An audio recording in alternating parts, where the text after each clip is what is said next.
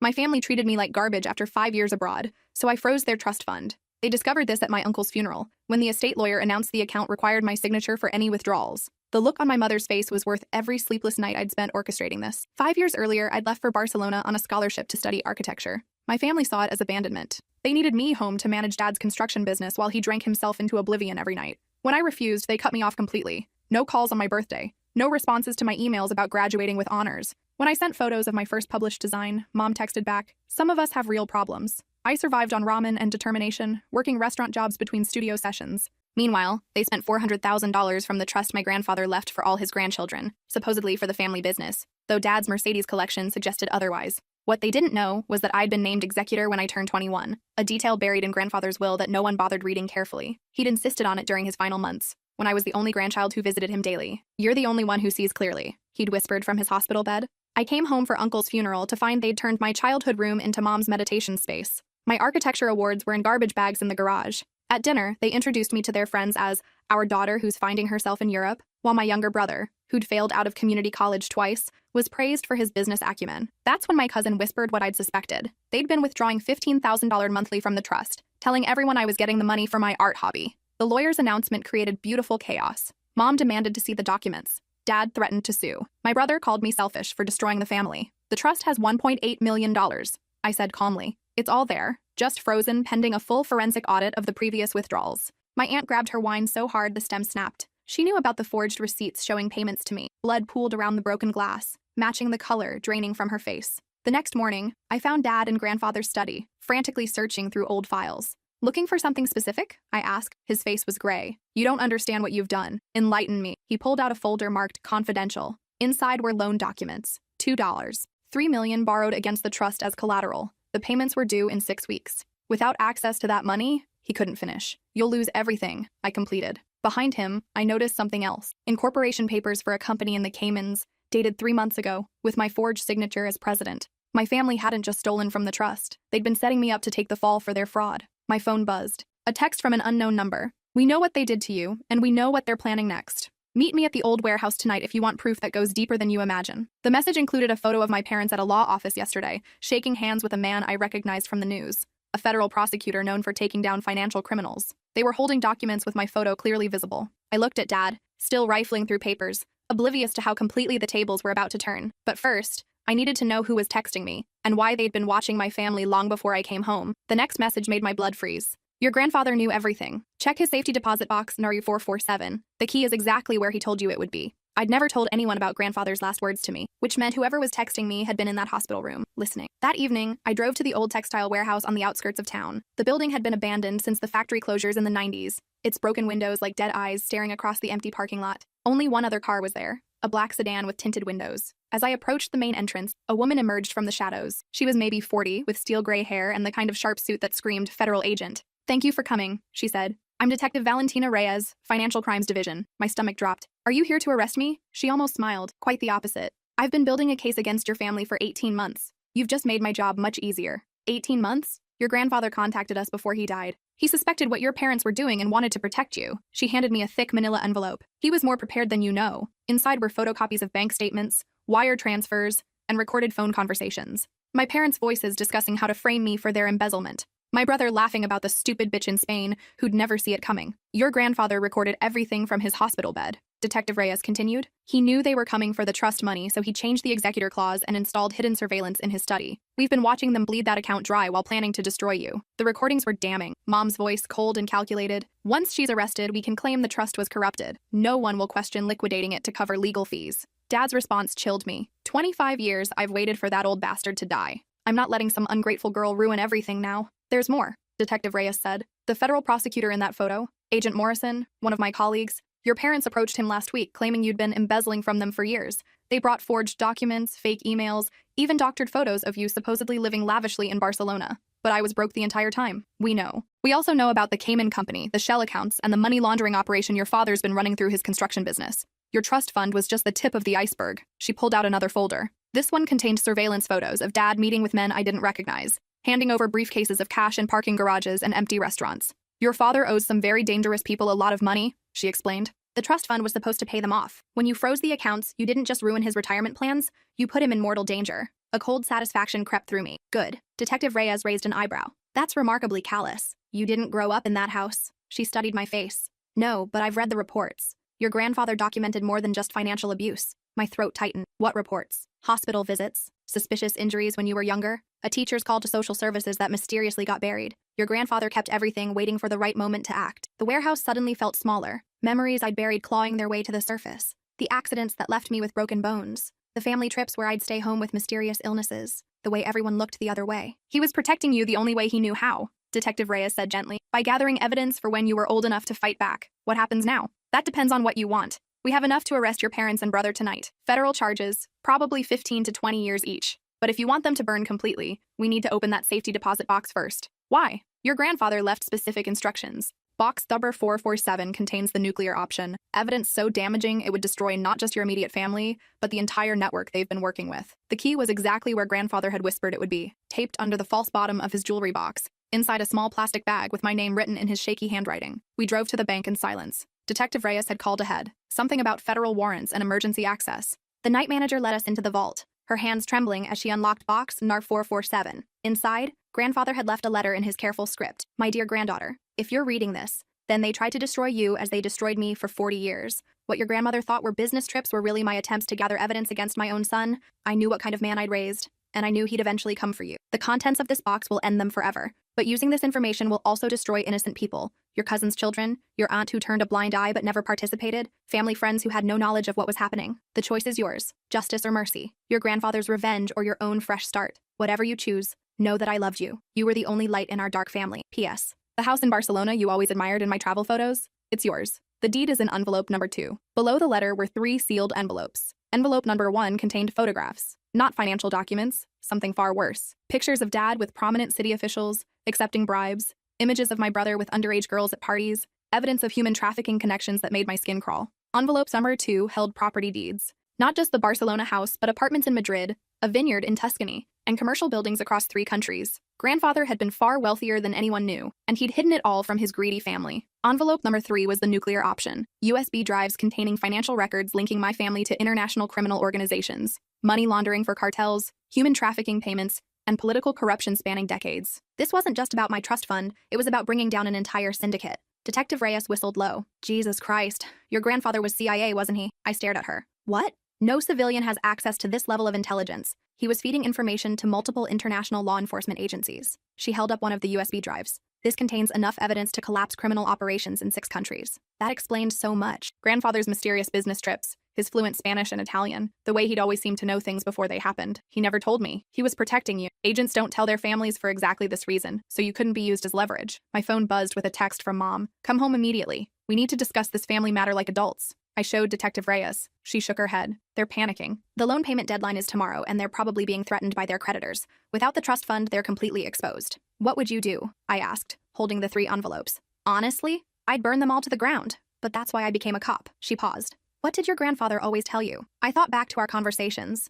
sitting in his study while he worked on his business documents. He used to say that justice and revenge were different things. Justice heals. Revenge just creates more victims. Smart man. I stared at the photographs in envelope NAR 1. In one, Dad was shaking hands with a man I recognized from news reports about a child trafficking ring that had been broken up 2 years ago. How many children had suffered because my father took blood money? Justice, not revenge. I want them arrested tonight, I said finally. All of them. But I want the international evidence handled separately. I won't be responsible for the consequences of that. Detective Reyes nodded. We can work with that. The domestic charges alone will put them away for decades. And the innocent family members? Your cousin and aunt will be interviewed but not charged. They might lose some assets bought with dirty money, but they won't face criminal prosecution. One more thing, I said, remembering the forged documents with my signature. I want full immunity and witness protection if needed. I don't know how deep this goes, but grandfather obviously thought I'd be in danger. Already arranged. You've been under federal protection since you landed in the country. You just didn't know it. The black sedan that had followed me to the warehouse. The unusually helpful bank manager. Even Detective Reyes appearing exactly when I needed her most. How long have you been watching me? Your grandfather's instructions were very specific. If anything happened to the trust fund, we were to make contact immediately. She smiled grimly. He knew his family better than they knew themselves. We drove back to my parents' house in separate cars. Detective Reyes had called for backup. 3 unmarked vehicles were already parked down the street. Through the living room windows, I could see my entire family gathered around the dining table.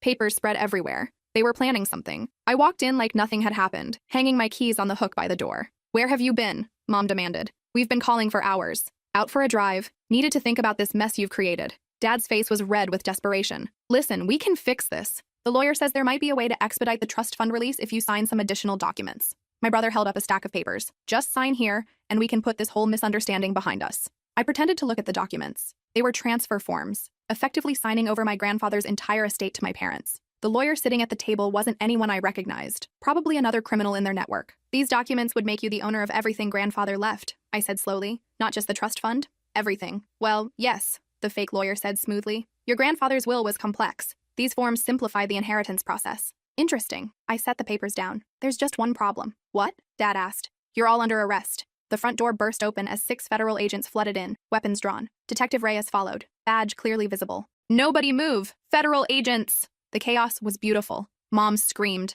Dad tried to run but slammed into an agent by the back door. My brother just sat there, mouth open, as handcuffs clicked around his wrists. The fake lawyer was already face down on the carpet, agents searching his briefcase. Elena Morrison, Detective Reyes announced to my mother, you're under arrest for wire fraud, money laundering, and conspiracy to commit grand theft. As they read my parents their rights, I noticed my aunt in the corner, clutching her pearls, tears streaming down her face. She'd known something was wrong but had never asked questions. My cousin just looked confused and scared. I'm sorry, I whispered to them as agents led my parents away. But they were planning to destroy me. My aunt nodded slowly. I know, honey. I've known for years. I was too scared to stop it. After the arrests, Detective Reyes and I sat in grandfather's study, surrounded by the detritus of a 40-year criminal enterprise. What happens next? I asked. Arraignments, trials, probably plea deals. Your testimony will be crucial, but we have enough physical evidence to convict without putting you in danger. And the international stuff? That's above my pay grade now. Interpol, CIA, agencies I can't even spell. Your grandfather's information is going to save a lot of lives and stop a lot of suffering. I looked around the study where I'd spent so many hours as a child,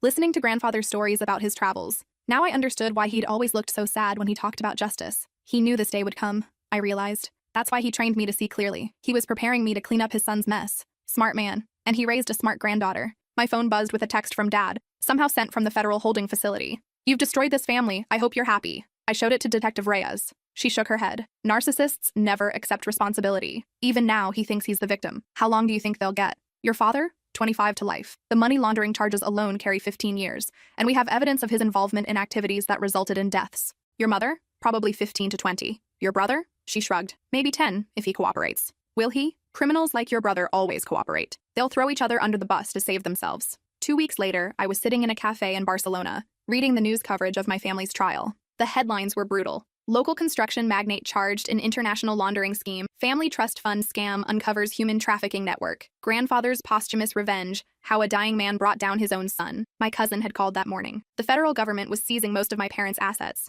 but she and aunt would be allowed to keep their personal homes and cars. The children's college funds, money that had come from legitimate sources, were protected. They're saying Dad might cooperate with federal prosecutors, my cousin had whispered. Tell them about other families involved in this. The whole thing is going to get bigger. Good, I'd replied. Let it burn down completely. The Barcelona house was everything grandfather had described in his stories. A narrow 3-story building with wrought iron balconies and a view of the Mediterranean. The deed had my name on it, filed 8 years ago, long before I'd even applied for the architecture scholarship. He'd been planning my escape for almost a decade. Inside, I found more letters, hidden throughout the house like a treasure hunt. Each one revealed more about grandfather's double life as an intelligence asset, his guilt over raising a criminal son, and his determination to save me from the family's influence. The final letter was taped inside the cover of a photo album. My dearest granddaughter, if you're reading this in Barcelona, then justice prevailed and you're finally free. I know the past 2 weeks have been difficult. Destroying one's family is never easy, even when they deserve it. But you were never destroying anything. You were simply revealing what already existed. Your parents chose their path decades ago. Your brother followed willingly. You merely held up a mirror and forced the world to see what they'd become. The guilt you're feeling will fade. The nightmares will stop. The fear of retaliation will ease as the courts process their crimes. What remains will be the life you were always meant to live. Build beautiful things. Love freely. Trust carefully. And never let anyone convince you that family loyalty requires accepting abuse. The vineyard in Tuscany needs a caretaker. The Madrid apartment overlooks the Prado. The commercial properties will provide enough income for you to pursue your art without compromise. I've given you the tools to build a life completely separate from the poison of our family name. Use them well. All my love, grandfather. P.S. Check the basement. There's one more surprise. The basement contained an art studio, complete with drafting tables, architectural software, and a wall of inspiration photos. All buildings I'd admired in my college portfolio. He'd been following my career more closely than I'd ever known. On the central table was a blueprint, signed in his handwriting, Morrison Community Center, designed by his granddaughter, funded by his conscience. It was a design for a women's shelter and children's center, incorporating every architectural principle I'd studied in Barcelona. At the bottom, a note, ground broken whenever you're ready. The city has already approved the plans. I called Detective Reyes. How did he know I'd study architecture before I even knew it myself? Her laugh crackled through the international connection. You told him when you were 8 years old. He kept a journal of every conversation you two had,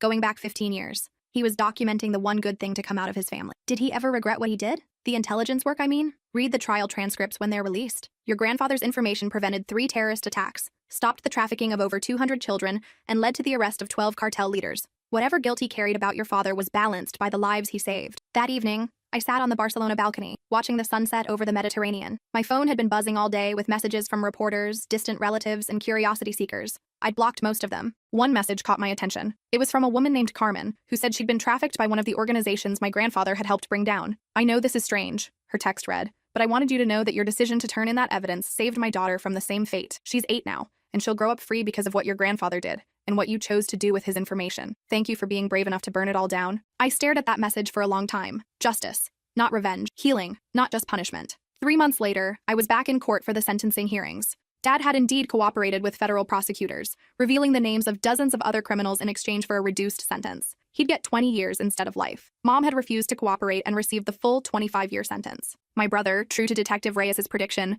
had thrown everyone under the bus and would serve only 8 years. As I watched them in their orange jumpsuits, I felt nothing. No satisfaction, no anger, no sadness, just a profound sense of closure. After the hearing, my aunt approached me in the courthouse hallway. I know you'll probably never forgive us for not stopping it sooner, she said, but I want you to know, your grandfather would be proud of who you became. I hope so. Are you happy? In Barcelona, I mean? I thought about the question seriously. The nightmares had stopped. The constant anxiety about money was gone. I was designing beautiful buildings and sleeping soundly for the first time in my adult life. Yes, I said finally. I think I am. 6 months later, groundbreaking began on the Morrison Community Center. I stood with the mayor, city council, and a dozen social workers as we turned the first shovels of earth. This facility will serve up to 200 women and children annually, the mayor announced to the gathered crowd. Thanks to the generous funding provided by the Morrison Family Trust, we're able to offer not just shelter, but job training, childcare, and legal advocacy. A reporter approached afterward. Ms. Morrison, how does it feel to use your family's money for something so positive? It feels like justice, I replied. My grandfather always said that the best revenge against darkness is to build something bright.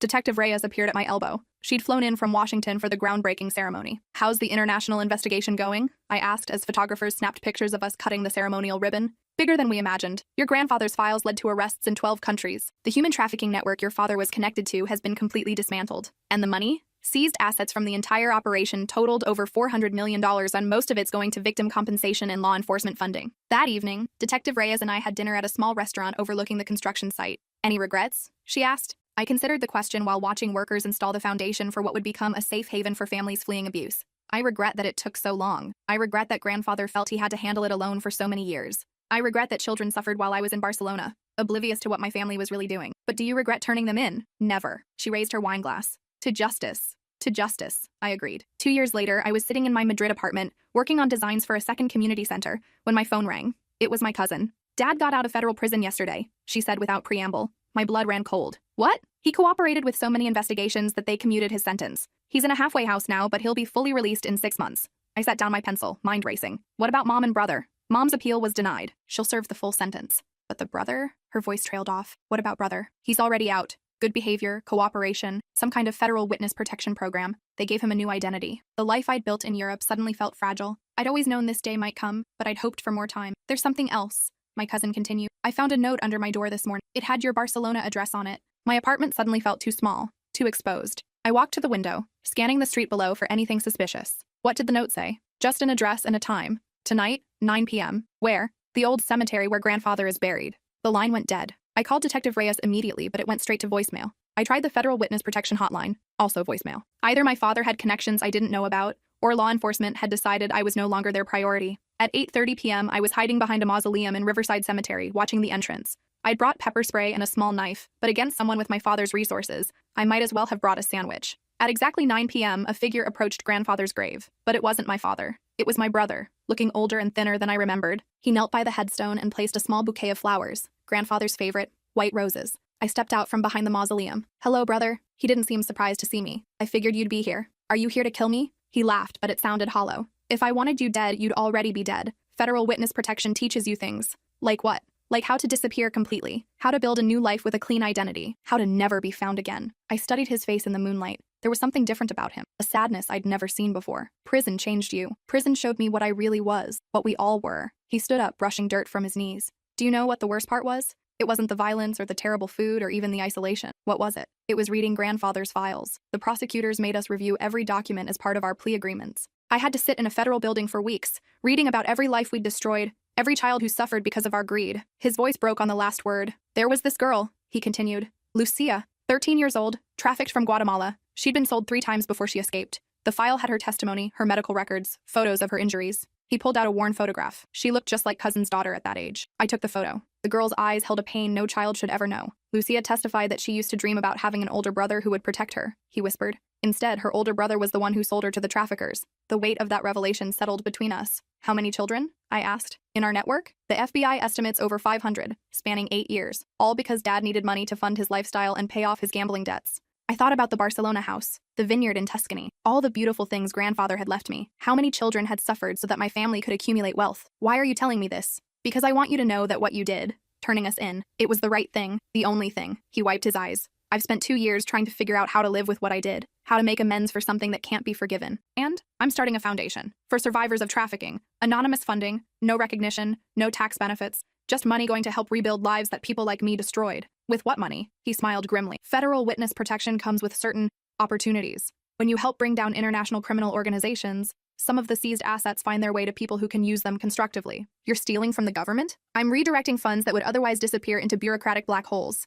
The FBI seized $400 million from our network. Less than half of that will ever reach actual victims. I'm making sure more of it does. Despite everything, I found myself impressed. That's either incredibly noble or incredibly stupid. Probably both. We stood in comfortable silence, looking at grandfather's headstone. Someone had been tending his grave. The grass was trimmed, and there were fresh flowers every few days. That was you, I realized. You've been taking care of his grave. He nodded. Every week since I got out. It's the least I can do. What about Dad? His expression hardened. Dad hasn't learned anything. He's still angry, still blaming everyone else for his choices. When he gets out of the halfway house, he's going to come for you. How do you know? Because he told me so. 2 days ago, at our family reunion at the halfway house, he made air quotes around the phrase, he's convinced that if he can prove you manipulated grandfather into changing the will, he can get some of the money back. That's insane. Dad's been insane for years. Prison just concentrated it. A cold wind picked up, scattering leaves across the cemetery paths. What do you want from me? I asked. Nothing. I wanted to warn you, and I wanted to apologize. He reached into his jacket and pulled out an envelope. This contains everything I know about Dad's plans, his contacts on the outside,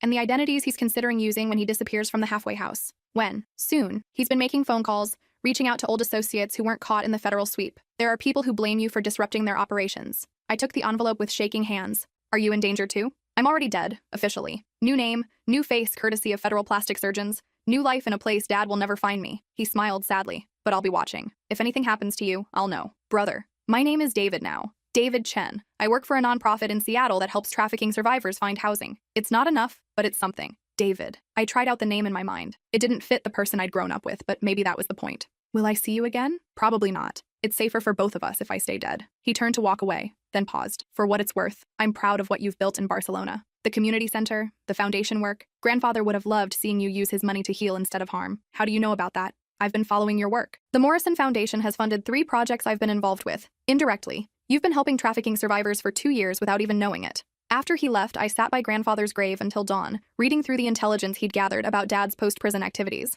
It was extensive and terrifying. Dad had connected with a group of white-collar criminals who specialized in identity theft and offshore money laundering. They were planning to help him disappear. But first, they wanted revenge against the people who'd cost them millions in seized assets. I was at the top of their list. The morning flight back to Barcelona was the longest 6 hours of my life. Every passenger looked suspicious. Every delay felt like a trap. By the time I reached my apartment, I was jumping at shadows. Detective Reyes called as I was packing a bag. I got your message, she said. We've been tracking your father's associates, but he's being careful. No direct communication, no obvious planning. My brother says Dad's going to disappear from the halfway house soon. Your brother is supposed to be dead. Apparently, he got better. She sighed. Witness protection programs are need to know. If he's alive and mobile, it means he's still providing valuable intelligence. Can you protect me? We can offer you the same program your brother is in. New identity, new location, federal supervision. I looked around the Barcelona apartment, at the architectural drawings covering every surface, at the photos of the community center construction. I'd have to give up everything. It's better than being murdered. That evening I called my cousin. Pack a bag, I told her. Take the kids and go stay with Aunt's sister in Denver.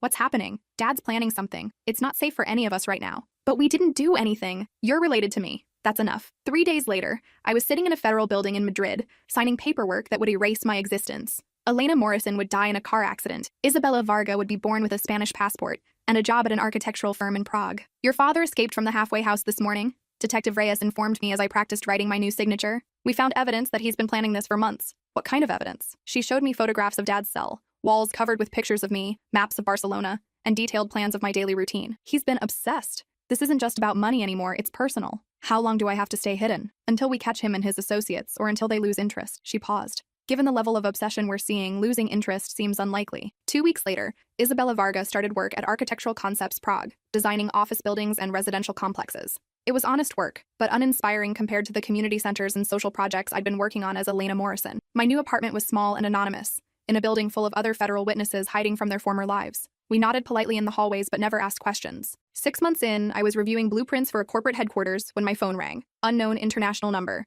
Isabella? The voice was familiar but wrong. Who is this? It's David, your brother. Relief flooded through me. How did you get this number? Federal protection programs share certain databases. I heard about Dad's escape. Any news? He's in Eastern Europe somewhere. Czech Republic, Slovakia, maybe Hungary. He's been asking questions about American architects working in the region. My blood went cold. Prague was in the Czech Republic. How long until he finds me? Not long. He has help from people who specialize in finding hidden government witnesses. What do I do? Run. Again. Tonight. I looked around the apartment I'd just started to call home, at the architectural projects I'd never complete, at the new life that was already over. I can't keep running forever, David. Then don't run. Fight. What do you mean? Meet me in Vienna tomorrow. I have a plan. The plan was insane. David had been working with an international coalition of law enforcement agencies, using his access to criminal networks to identify high-value targets. Instead of hiding from Dad, we would draw him out and let him expose his entire organization. You want to use me as bait. I want to give you your life back. We were sitting in a Vienna cafe, surrounded by tourists and business people, planning what amounted to an international sting operation. How does it work? You go back to Barcelona.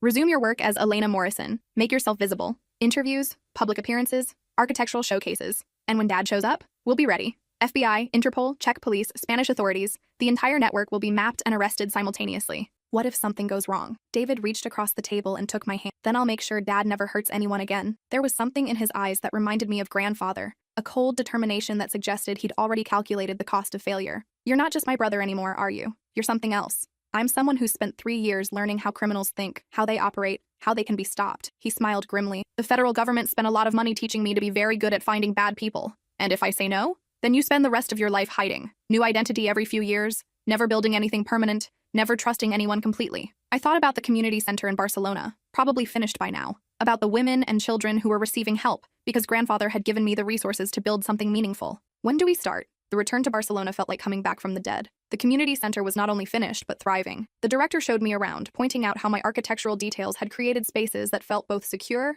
and welcoming. The children's area you designed has become their favorite space, she said, leading me to a bright room filled with books, art supplies, and soft furniture. Something about the way the light comes in makes them feel safe. I watched a little girl, maybe 8 years old, reading quietly in the window seat I'd specifically designed for natural lighting. She looked up and smiled at me, trusting, unafraid. What's her name? I asked. Carmen. She came to us 6 months ago after her family escaped a trafficking situation. The same name as the woman who'd texted me years ago about her daughter. I wondered if this was her, grown up and safe because of choices made by people she'd never know. Over the next month, I deliberately raised my profile. Architectural magazine interviews, public lectures, a feature story about the Morrison Community Center. Each appearance was carefully planned with David and Detective Reyes, designed to create enough noise that Dad's network would notice. It worked. The first sign was a break-in at my apartment. Nothing was stolen, but someone had gone through my files, photographed my documents, and installed surveillance equipment. David's contacts had been monitoring electronic communications. Within hours of the break-in, they intercepted messages between Dad and his associates. 3 weeks, David told me over an encrypted phone call.